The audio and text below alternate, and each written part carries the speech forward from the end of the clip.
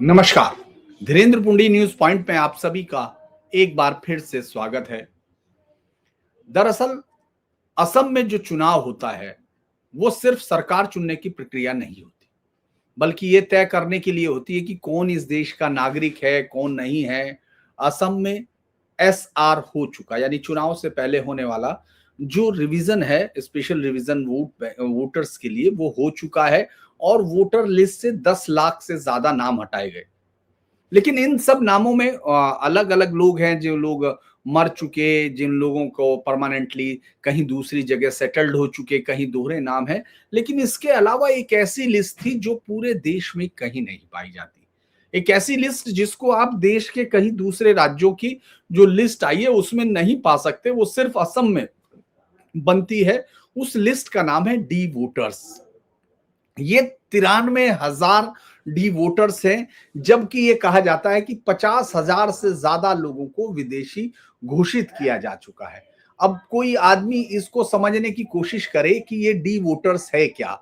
सब लोग ये भी जानना चाहते होंगे कि आखिर ये डी वोटर्स किसको कहा जाता है।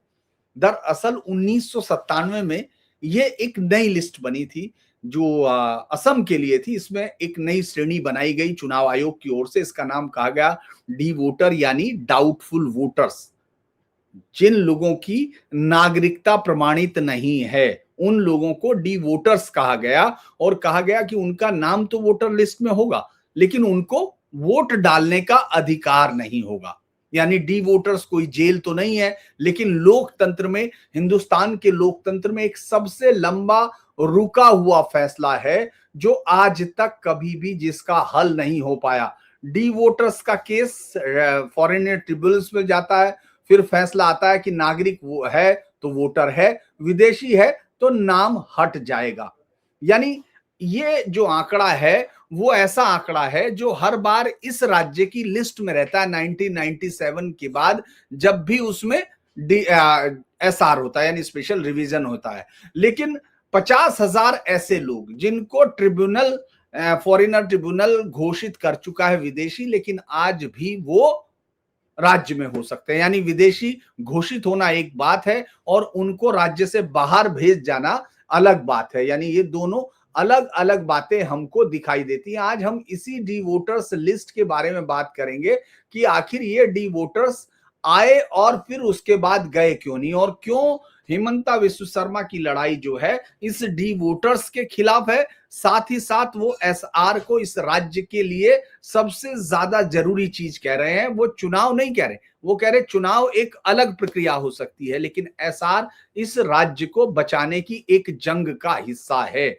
हम आपको ये बताएंगे कि 1997 में कैसे शुरू हुआ और इससे पहले इसका इतिहास क्या है। हेमंता विश्व शर्मा ने इस पूरे प्रोसेस में जो लड़ाई दिखती है वो आपको ऐसा क्यों नहीं लगता कि वो लड़ाई जो है जीती जा रही है। ऐसा क्यों लगता है कि अभी भी वो जो लड़ाई है वो वही की वही दिख रही है। यानी हेमंता इतनी ज्यादा घोषणाएं कर रहे हैं, इतने ज्यादा कानून बना रहे हैं, इसके बावजूद भी इसको हटा क्यों नहीं पा रहे, ये भी बहुत सारे लोगों के मन में इस वीडियो को लेकर विचार आएगा। लेकिन जब ये 1997 में डी लिस्ट शुरू होती है, उस वक्त इलेक्शन कमीशन ने डाउटफुल वोटर्स को लेकर जब 3,70,000 लोगों को उस वक्त चिन्हित किया था, यानी डोर टू डोर जो सर्वे किया गया उसमें ऐसे लोग मिले 3,70,000 जिनके पास नागरिकता का प्रमाण नहीं था, उन पर डी लिस्ट लगा दिया गया। बाद में 2005 में फिर एक सर्वे हुआ तो पाया गया कि कई डी वोटर्स को ट्रेस ही नहीं किया जा चुका। इसके बीच में जो राजनीति है वो मैं आपको बताऊंगा।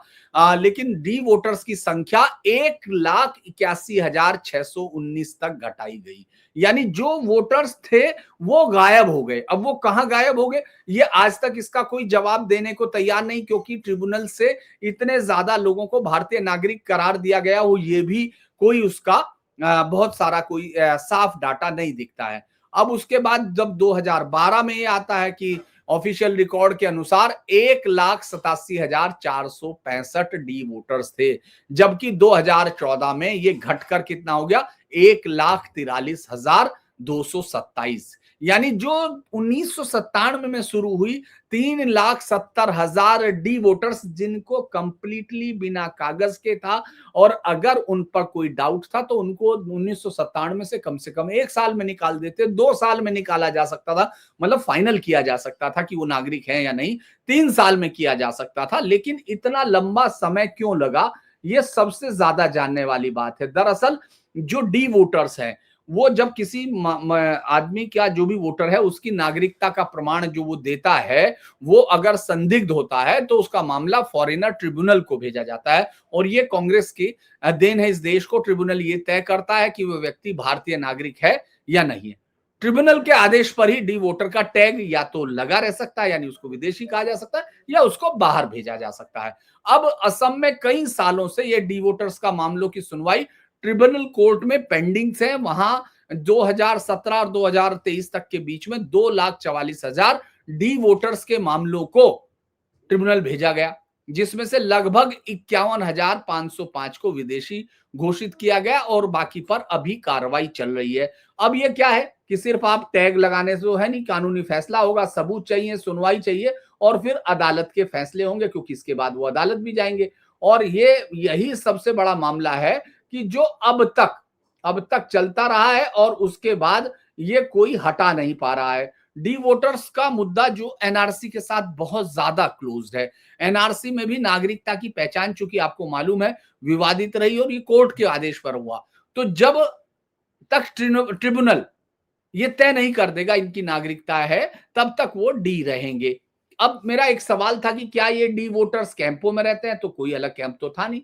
उनको कुछ जगह डिटेंशन सेंटर में रखा गया, सामान्य बात थी, लेकिन कोई ऐसा कुछ तो था नहीं कि उनको अलग अलग। तो ज्यादातर डी वोटर्स अपने सामान्य नागरिक के तौर पर अपने घरों में रहते हैं, उनके मतदान के अधिकार तो नहीं है, बस डी वोटर्स लिखा हुआ है। अब जब तक डिटेंशन की प्रक्रिया पूरी नहीं होती या इनका फैसला नहीं होता, ये उसके तौर पर बने रहते हैं। मैं आपको ये बता चुका कि ये जो ये संख्या है, जो 50,000 लोग, उनको कहां गए, वो लोग कहां गए?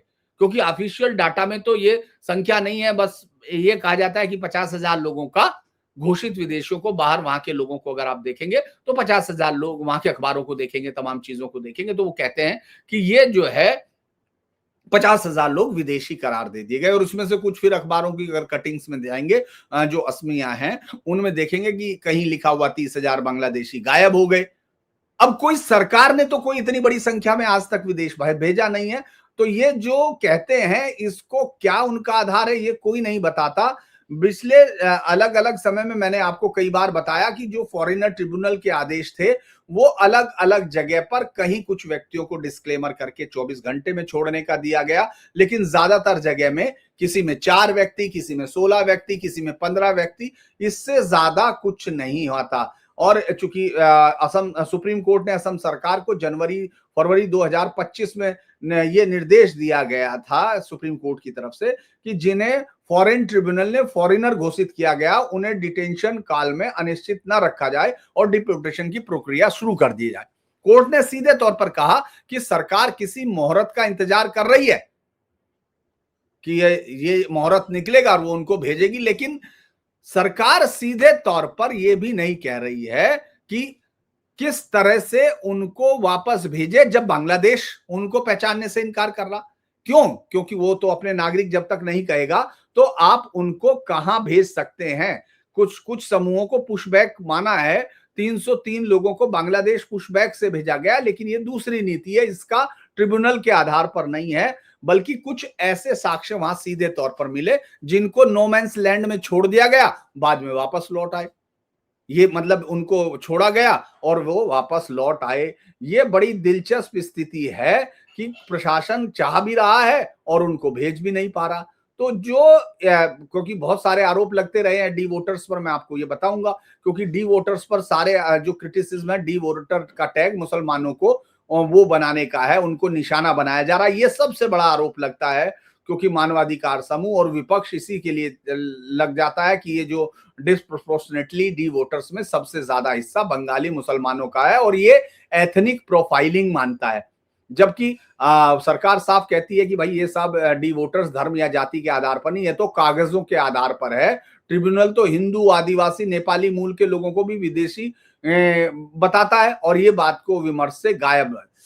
दरअसल अगर 28 साल से ये निपटारा नहीं हुआ तो फिर इसमें गलती किसकी है, ये आपका सबसे बड़ा सवाल होगा। ये इसलिए क्योंकि इसको राज्य की विफलता कहा जाएगा। दरअसल 1997 से हजारों लोग अभी भी इस कानूनी लिम्बो में फंसे हुए हैं, ना वो नागरिक है ना वो विदेशी हैं। बस वजह है क्योंकि हर केस में आपको दिखेगा पहले नोटिस होगा, दस्तावेज देके जाएंगे, फिर गवाह आएंगे, फिर अपील होगी जो हाई कोर्ट से सुप्रीम कोर्ट तक जाएगी। एक केस अगर सेटल होता है 2000 से अगर शुरू हुआ होगा तो भी इस देश में 25 की करीब 25 साल हो चुके हैं। इसमें राज्य की ढिलाई है, लेकिन ये प्रशासनिक नहीं, न्यायिक जो है बोटल नेक है, जिसको कोई भी इसको अब तक खाल निकालने में कामयाब नहीं हो रहा है। क्योंकि बीजेपी और असम गवर्नमेंट ने इसमें आज भी मतलब जब ये लिस्ट आई थी उसी के बाद से तनाव शुरू हो गया, क्योंकि असम सरकार ने सीधे तौर पर कहा कि भाई ये राष्ट्रीय सुरक्षा और नागरिकता का मामला है, ये तो हमारी डेमोग्राफी बदली हुई है। एनआरसी, डी वोटर और एसआर, ये जो है वोटर लिस्ट को हम शुद्ध करने की कोशिश कर रहे हैं। कांग्रेस इस पर तुरंत हल्ला बोल रही है कि साहब गरीब अशिक्षित लोगों को कागजों में फंसा रहे, राज्य में डर का माहौल क्रिएट किया जा रहा है। दरअसल कमजोरी क्या है कांग्रेस की, जो जवाब नहीं दिया जा रहा है कि सत्ता में रहते हुए 1997 से 2014 तक उसने इसका कोई समाधान ही पेश नहीं किया। 2016 तक अगर मैं कहूं, क्योंकि 2016 में बीजेपी की सरकार बनी। हम बीजेपी सरकार ने क्या किया उस पर भी बात करेंगे, लेकिन पहले इसको सबसे पहले देखने की जरूरत है कि आखिर हुआ क्या है। ये जो जहां यहां मैंने बताया कि चुनाव, तो यहां सरकार सिर्फ चुनाव नहीं लड़ रही है, ये तो पूरा का पूरा एक मुद्दा है जो संस्कृति को बचाने की बात है। अब ये कहानी शुरू होती है 1971 से। अगर हम इसको वापस जाते हैं डी वोटर्स, क्योंकि ये मुद्दा सिर्फ वहां का नहीं है, डाउटफुल वोटर का नहीं है, ये मुद्दा एक ऐसी राजनीति का है जो इस पूरे देश को बनाने की कोशिश कर रही, बच रहा है। आसाम में हजारों वोटर, अगर लाखों वोटर हट रहे हैं तो उनकी निगाहें बार बार गड़कर इन्हीं पर क्यों चली जाती है। ये डी वोटर्स की तो मैंने आपको बताया कि किस तरह से, लेकिन ये डी वोटर्स आखिर लिस्ट में आए कैसे।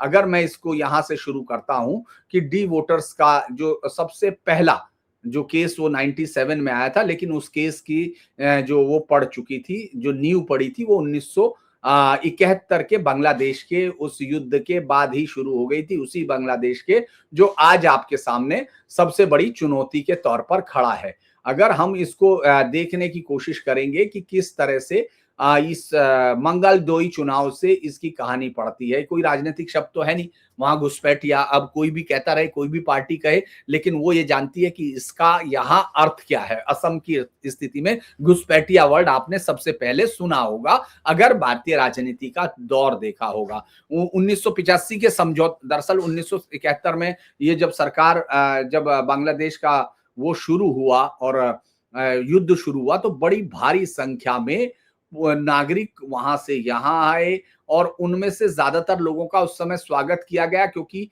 ये लगा कि ये लोग जीतने, जब ये युद्ध खत्म होगा तो ये लोग अपने राज्य पर वापस लौट जाएंगे। लेकिन ये हुआ नहीं। अब स्पेशल रिवीजन के बाद मतदाता सूची में फिर वही कहानी आई कि अभी इसमें से 10 लाख लोग गए, लेकिन ये 93,000 फिर वहीं बचे हुए।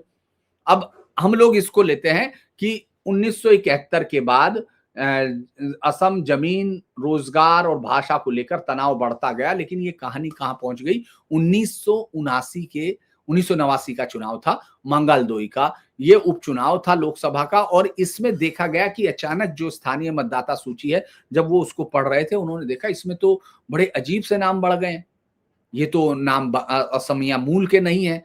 और इसके बाद ये बातचीत शुरू हो गई पूरे असम में। ये उसी चुनाव से ये फैल गया कि कहीं कुछ ऐसा जरूर हो रहा है जो असम के खिलाफ है, जो असम की मूल जो संस्कृति है उसको बदला जा रहा है, और इसके लिए बाहरी विदेशी बहुत बड़े जिम्मेदार हैं। और ये जनसंख्या बदलाव नहीं कहा गया, इसको कहा गया कि लोकतंत्र की प्रक्रिया का अपहरण किया जा रहा है।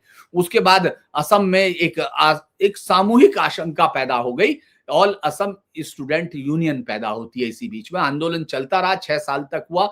इसमें आंदोलन सिर्फ शांतिपूर्ण नहीं था, क्योंकि छात्रों का आंदोलन था, छात्रों के साथ आपको मालूम है कि वो जनता की एक आवाज के साथ जब वो सड़कों पर उतरते हैं तो उनकी एनर्जी उनको कई बार हिंसात्मक उस पर करती है। तो असम का ये आंदोलन, उल्फा जैसे संगठन भी पैदा हुए, इसमें बहुत सारी आतंकी वारदातें शामिल हुई और आज भी परेश बरुआ और राजखोआ, अरविंद राजखोआ, ये तमाम लोगों के जो ग्रुप थे उनके टूटे हुए कुछ कुछ ग्रुप बचे हुए हैं।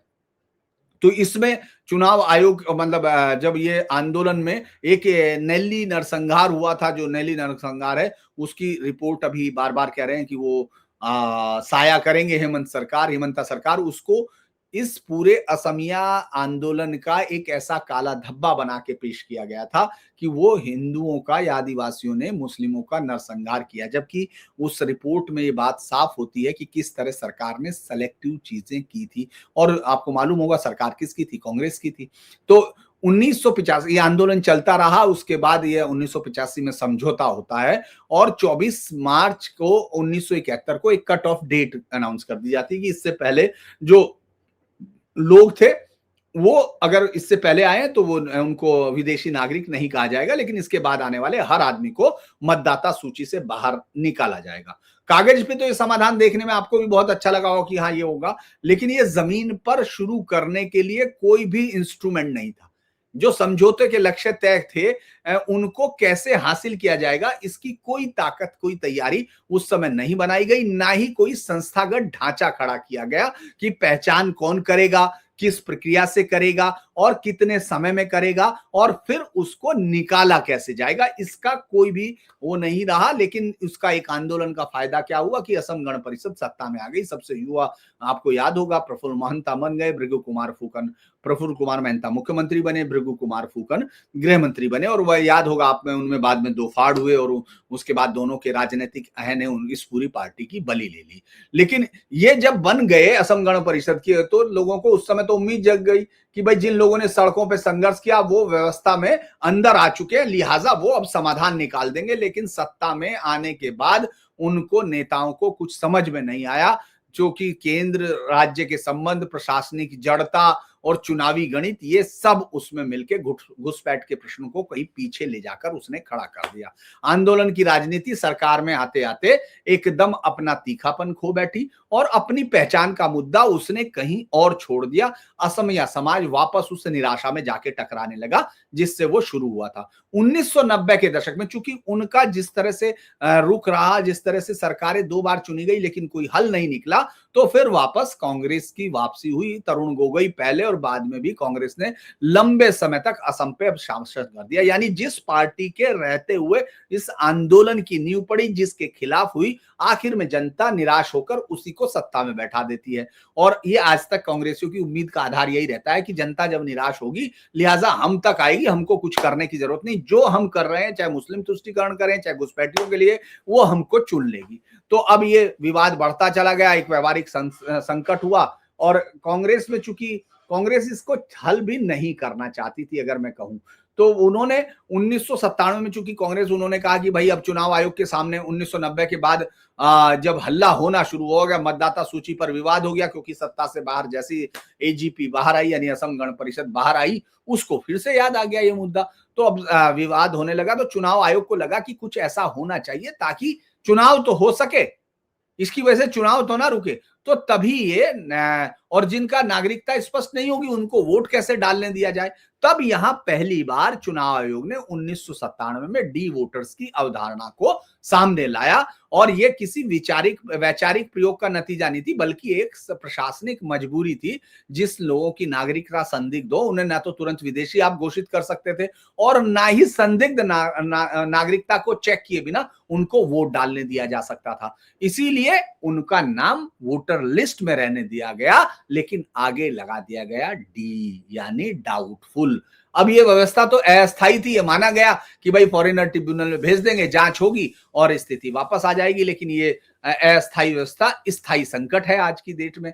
1997 में मैंने आपको बताया कितने वोटर्स थे, मैं इसलिए दोहराना नहीं चाहता हूं। अब जो इसके बाद की बात है कि हमने 1950-60 के, दरअसल इन लोगों से ट्रिब्यूनल में एक और बड़ी दिक्कत ये हुई थी कि कई लोगों से 1950, 60, 70 के दशक के पहले कागज मांगे गए। तो उन्होंने कहा साहब हम गरीब आदमी हैं, गरीब आबादी है, तो ये कहां से लाएगा। यानी डी वोटर अगर ये कंफर्म नहीं किया जा रहा और वो असमिया भाषा में भी अगर बोल रहे हैं तो और बड़ा संकट हो गया। इसके साथ साथ अदालतों पे इतना प्रेशर पड़ गया कि ये लोग वहां खड़े हो गए, ना नागरिक है ना विदेशी है। अब ये सुप्रीम कोर्ट तक सारे मामले पहुंचने लगे, पहले हाई कोर्ट पहुंचे, फिर सुप्रीम कोर्ट पहुंचे, कानूनी बहसें चलने लगी और जमीनी सच्चाई बदलने की बजाय वहीं के वहीं रख गई। जो लोग जो विदेशी घोषित हो गए उनको भी बाहर नहीं भेजा गया क्योंकि वो इन सब में आ गए। अब सबसे बड़ी लड़ाई ये हुई कि मानवीय उन चीजों का नाम लेकर इसमें दूसरी पार्टियां, खासतौर से वो सारे वेस्टेड इंटरेस्ट वाले लोग आके घुस गए जो वहां चुनावी राजनीति में अपने सामने लाना चाहते हैं। अब जो स्पेशल रिवीजन में हर बार इस तरह की चीजें आती है, उनकी संख्या घट जाती है तो लोग ये मान लेते हैं कि शायद बाहर चले गए होंगे, लेकिन लीगल तरीके से बाहर जाने वालों की संख्या क्लियर है, वो ये बताती है कि इतने लोग बाहर नहीं गए हैं। जिन लोगों को हम ये सोचते थे कि वो बाहर चले गए होंगे वो नहीं है। मैं कुछ चीजें आपको बता सकता हूं। मंगलाडोई जो है वो विधान लिए एक लोकसभा सीट थी। मैं बता रहा हूं कि जहां से विवाद शुरू हुआ था, चूंकि हम लोग एक छोटा सा वीडियो बना सकते हैं, लेकिन मुझे लगता है कि आपको इस वीडियो के बाद ये कम से कम पूरा का पूरा मामला समझ में आ जाना चाहिए कि ये कहानी मंगलादोई से जहां से शुरू हुई थी। मंगलदोई, उसको कुछ लोग मंगलाडोई बोलते हैं, किसी लोग मंगलदोई बोलते हैं। ये एक लोकसभा सीट थी जो 1967 से अस्तित्व में थी। असम के दरांग जिले की थी। मुख्य उस समय संसदीय सीट हुआ करती थी। इसमें मंगलदोई, दालागांव, कलाईगांव, पानरी और सिपाझार ये सब हुआ करते थे। आज मंगलादोई सीट विधानसभा नहीं है। अब वहां डिलिमिटेशन करके मंगलदोई लोकसभा का नाम बदला जा चुका, उसका इलाका अलग हो चुका है। यानी वो जो आंदोलन जिससे खड़ा हुआ था वो अब नहीं है, वो दरांग उदलगुरी लोकसभा कॉन्स्टिट्यूंसी कहलाती है। ये सीट 2023 में मंगलदोई की जगह ले ली और इस सीट में अब चूंकि लोकसभा के चुनाव में अब मंगलदोई आपको नहीं मिलेगा। यही एक ये भी कहते हैं इतिहास इसी तरह बदलता भी है कि आप जिन चीजों से शुरू होता है उनके निशान भी ढूंढने को नहीं मिलते। दारांग और उदलगुरी दोनों डिस्ट्रिक्टों को मिलाकर इसका वो किया गया। अगर हम लोग एक थोड़ी सी चीजें मैं जरूर बताना चाहता हूं कि आखिर ये जो चीजें हैं कोर इशू क्या रहा और उसको किस तरह से हमने ये देखा कि ये हेमंता बिस्व शर्मा के सामने क्या समस्या आई। आपने देखा होगा हेमंता बिस्व शर्मा जब आए तो उन्होंने सबसे पहले शुरुआत की कि उन्होंने उन तमाम लोगों को ये बताना शुरू किया कि साहब हम यहाँ बर्दाश्त नहीं करेंगे।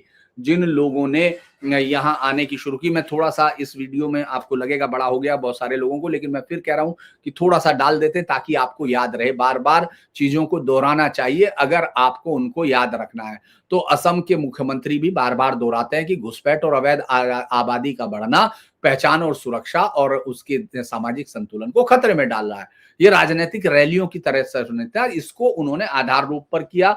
मैं जो सबसे पहला जिस पर मैंने याद होगा आपको वीडियो भी बनाया था, हेमंत शर्मा ने कहा था कि 1950 के लॉ को वापस किया गया फॉरेनर ट्रिब्यूनल पर, अब हम निर्भर नहीं रहेंगे। अब वो फॉरेनर ट्रिब्यूनल को उसको बाईपास भी किया जा सकता है उन लोगों को जिनको ये एक्ट को जो 1950 का था उसने अधिनियम जिला उपायुक्त यानी डिस्ट्रिक्ट कमिश्नर को अधिकार देता था कि किसी व्यक्ति को फौरन मान के उसका निष्कासन हो बिना ट्रिब्यूनल प्रक्रिया के। और चूंकि ये हालिया टिप्पणी सुप्रीम कोर्ट ने इनको दिया था, वहीं से इनको पता चला था, तो इन्होंने इसको बाकायदा इसी कानून को कैबिनेट ने दोबारा पास करके मतलब कानून का प्रभावी इस्तेमाल के लिए, कानून तो वही था, उसके लिए एसओपी लागू की। यानी जो नई एसओपी है उसमें डीसी को 10 दिन का नोटिस, नागरिकता की पुष्टि नहीं तो निष्कासन, व्यक्ति को होल्डिंग सेंटर में बैन कर दो, उसके बाद बीएसएफ के साथ वापस भेज दो बिना ट्रिब्यूनल के। ये इसमें दोनों चीजें हैं, आप ट्रिब्यूनल भी भेज सकते हैं और सीधा और भी भेज सकते हैं। चूंकि हेमंता बिस्व शर्मा की इविक्शन ड्राइव और लैंड रिक्लेमेशन आपको मालूम है कि उन्होंने अलग अलग जगह पर इविक्शन ड्राइव चलाई है और 2021 के बाद अब तक लगभग 1.5 लाख बीघा जो 60-70 हजार, एक बड़ा विस्तार ये कहते हैं कि 60 से 70 हजार हेक्टेयर जमीन उन्होंने उनसे छीनी है। जो घुसपैठिए थे, और 50,000 लोगों को हटाया है। हेमंता ये दावा कर रहे हैं कि वो 10 लाख एकड़ का जो है वो सब अतिक्रमण से धीरे धीरे हटाने का प्रण ले रही है। जो जिले हैं मैंने आपको पहले बताया, अब फिर बता देता हूं। ग्वालपारा में रिजर्व फॉरेस्ट लैंड से 140 हेक्टेयर, धुबरी जिला में सरकारी जमीनों पर भारी बुलडोजर कार्रवाई की गई, लखीमपुर में ग्रेजिंग लैंड को और नोटिफाई किया गया, यानी डिमिलिटेशंस और स्ट्रक्चर्स हटाए गए। ये डेमोग्राफी प्रोटेक्शन नैरेटिव है जिसको इस चुनाव में मुख्य मुद्दा वो बना रहे हैं। इसके लिए कहना है कि असम की पहचान और उसकी सुरक्षा के लिए जरूरी है। तो इवेक्टेड लोगों का स्टेटस और वोटर लिस्ट में भी एक बड़ी चीज ये है कि हेमंता ने ये बाकायदा कहा है कि जिन लोगों को इविक्शन या निष्कासन वो दिया है उनका नाम वोटर लिस्ट से हटाए जाएं ताकि वो वहां ना पहुंचे। यही वो लाइन है जो स्पेशल रिवीजन के दृष्टिकोण से जुड़ती है, और सरकार वोटर लिस्ट का के आधार पर उन लोगों को यहाँ बसने नहीं देना चाहती। और शूट एंड साइट का ऑर्डर आपको मालूम है जो धुबड़ी जिले में दिया गया था, जिसको ये मान लिया गया था कि धुबड़ी में अब कानून और शासन मुस्लिम बदरुद्दीन अजमल के मुताबिक चलता है। फिर बाद में रकीबुल जीता तो उन लोगों के अभी आसाम में बहुविवाह पर कानून नया बनाया था। ये पोलीगमी एक्ट आपको मालूम है, कोई भी आदमी चाहे वो हिंदू या मुसलमान बिना तलाक दिए पहला विवाह संपन्न किए बिना अगर वो शादी करेगा तो 7 साल की उस पर सजा होगी। तो मुझे लगता है कि हम लोग ये देख सकते हैं कि इस लड़ाई में ये क्या होगा। लिस्ट जरूर आई लेकिन एक डी वोटर की लिस्ट ने दोबारा से सवाल खड़े किए हैं, और मुझे लगता है चूंकि जब ये सवाल सामने आता है तो लोग इसका हल ढूंढते हैं, तो ढूंढा जाएगा। आज के लिए अभी इतना ही। आप लोगों ने इस वीडियो को अगर आपको लाइक करते हैं तो इसको माफ कीजिए, अगर आपको पसंद आता है तो आप इसको लाइक भी कीजिए, सब्सक्राइब कीजिए, और सबसे बड़ी जरूरत हमारी है कि आप इसको शेयर कीजिए। और आप अगर चैनल को सपोर्ट करते हैं तो उससे हम लोगों का मनोबल और मजबूत होता है। आज के लिए अभी इतना ही। नमस्कार।